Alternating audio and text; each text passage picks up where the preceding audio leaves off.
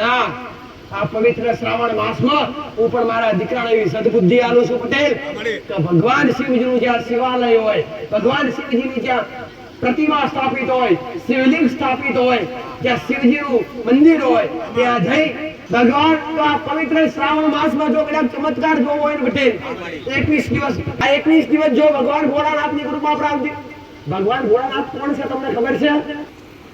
તો તમે તમારી માતાના જો બાળક છો તો એક પિતા શ્રાવણ માસમાં મળવા જવાની જવાબદારી તમારી લેશે. તો પવિત્ર બની જો ભગવાન શિવની કૃપા પ્રાપ્ત કરવી હોય, પૈસે ટકે સુખ શાંતિથી પટેલ સુખી રહેવું હોય, લક્ષ્મીની વર્ષા થાય એવી કૃપા કરવી હોય, ઘરમાં ભક્તિ જાગે એવી કરવી હોય, તમારા મનમાં બે વિચાર ના આવે, પાપ ના આવે પટેલ, આન કદાચ સારા માર્ગે રહેવું હોય તો ભગવાન શિવની પૂજા અને સ્તુતિ કરવી અનિવાર્ય જરૂરી છે. ભગવાન ભોળાનાથ, શિવશંકર મહાદેવ પટેલ હવે ટૂંક સમયમાં પવિત્ર થી અતિ પવિત્ર દિવસો 4 થી 5 દિવસની અંદર શ્રાવણ માસ ચાલુ થાય પટેલ. શ્રાવણ માસ એટલે શું પટેલ? 12 મહિનાના દાડા હોય, 365 દાડા, 365 દાડા 12 મહિના પટેલ. એમાં એક મહિનો એવો આવે કે જે પવિત્ર થી અતિ પવિત્ર કહેવાય એટલે શ્રાવણ માસ. હવે 4-5 દિવસની અંદર શ્રાવણ માસ ચાલુ થાય છે નહીં? એને દીકરા શુભ શરૂઆત થાય શ્રાવણ માસની. એટલે હવે શ્રાવણ માસ એટલે ભગવાન શિવજીના પાવન પર્વનો દિવસ. શ્રાવણનો એક દિવસ તહેવાર જેવો ગણાય. શ્રાવણ માસનો એક દિવસ તહેવાર જેવો ગણાય. જો કદાચ પવિત્ર બનીને ભક્તિ કરતા હોય પટેલ, બધા ભગવાનને મીઠાઈ ચડાવવાથી રાજી થાય, કોઈ ધૂપ કરવાથી રાજી થાય, કોઈ દીવા કરવાથી રાજી થાય પટેલ. હાચું ખોટું ભાઈ? પણ ભગવાન ભોળાનાથ જે કૈલાસપતિ છે પટેલ,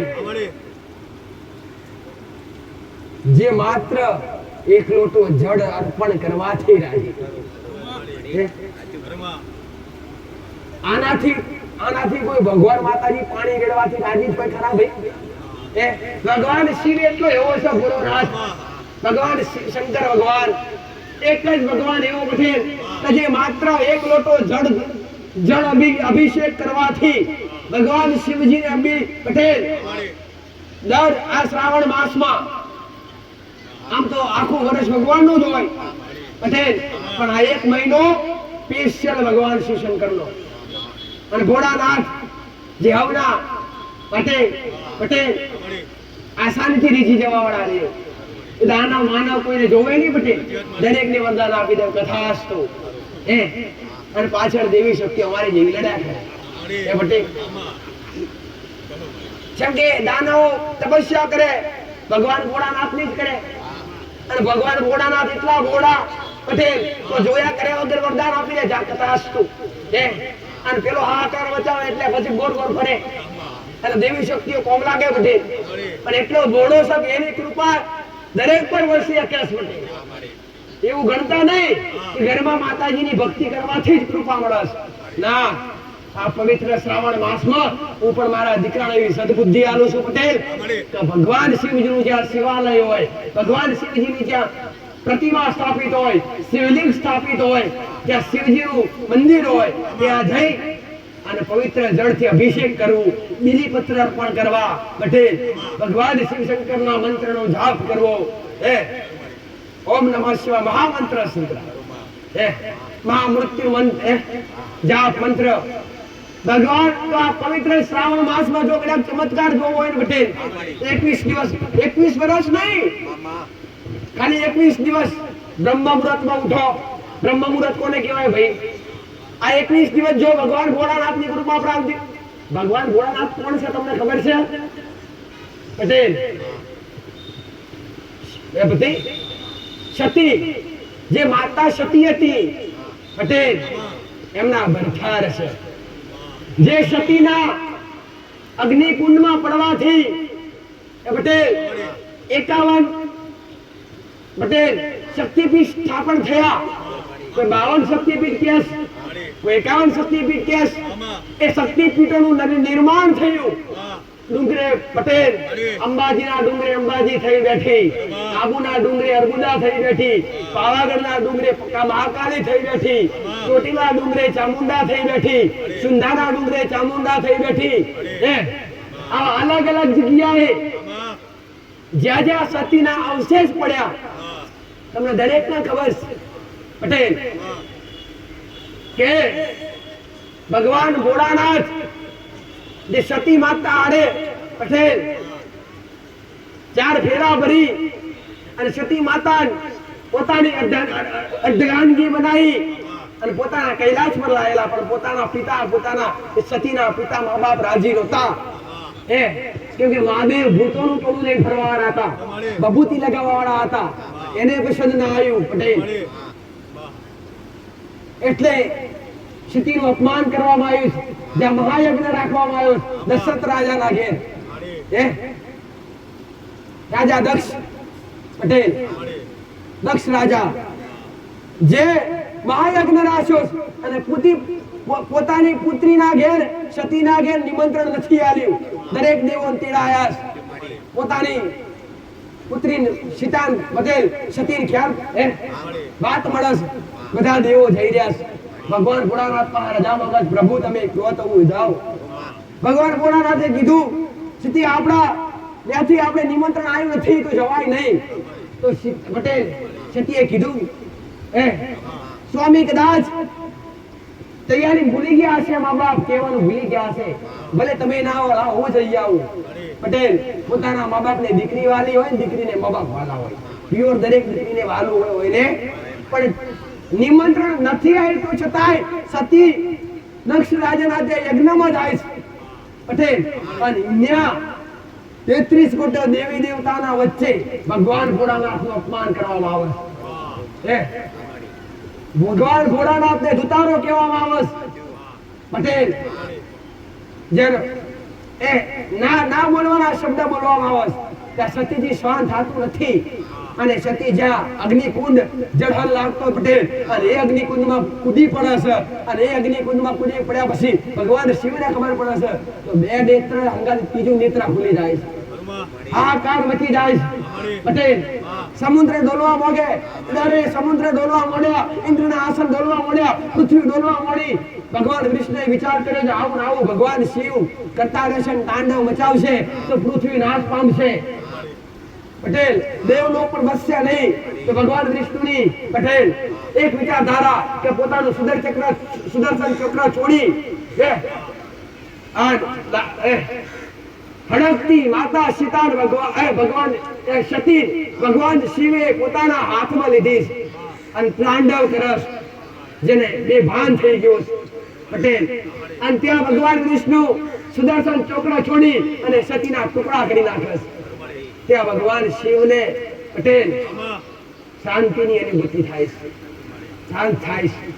એ ટુકડા જ્યાં જ્યાં પડ્યા ત્યાં ત્યાં શક્તિપીઠ બંધાયા. તમારી કુળદેવી મહાકાળી હોય તો એમનો પટેલ મહાકાળી હોય તો મહાકાળી શક્તિ કહેવાય ને શિવ એ ભાઈ શિવ શક્તિ કહેવાય.